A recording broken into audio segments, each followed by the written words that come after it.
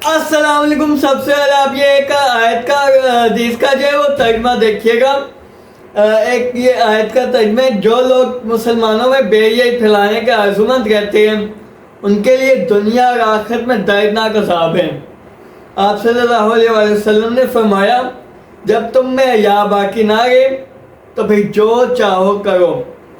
ये एक ड्रामा आजकल जो है वो चल रहे मन मस्त मिलन के नाम से। ये उसके एपिसोड नंबर 37 जो है उसका एक जो वो क्लिप में जो वो इस कदर क्लोज सीन्स जो है वो दिखाए जाते हैं। ऊपर से जो इस कदर ऐसे डायलॉग्स या इस कदर वो जो गलत सीन की तरह रिप्रेजेंट किया जाता है।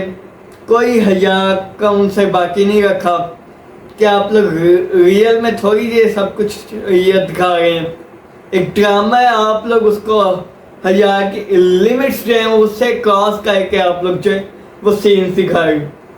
और ये जो दानिश था वो इस ड्रामे को में बल्कि हर ड्रामे में तकरीबन गलत रोल्स जो करते हैं। बाद में ग्रीन टीवी पर वो बाज़ात इनके मैं देख रहा था रमज़ान ट्रांसमिशन में अच्छी अच्छी बातें में उतारे।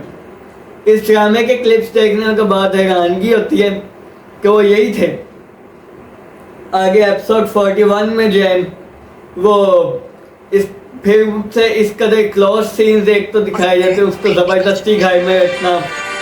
ये एक तो इस पर भी बात हमने जो वो की थी पाकिस्तानी ड्रामा ग्लोरीफाइंग अब्यूज़ कि जिसमें दोनों में जो वो क्या हस्बैंड वाइफ नहीं होता, वो ज़बरदस्ती करवाना। और ये सब हमारे जो वो ड्रामास में जो वो उसको हाईलाइट बल्कि उसको ज़्यादा खुशनुमा करके दिखाया जाता है कि ये चीज़ें अच्छी है। और फिर जो वो जब ये सब रियल असल ज़िंदगी में थोड़ी ऐसा हो जाता है, फिर उमर काका और जो सना यूसुफ जैसे केसेस निकल के आते हैं जब रियल लाइफ में इस तरह के नौजवान ये सब कुछ सीन्स रियल में करने लगते हैं।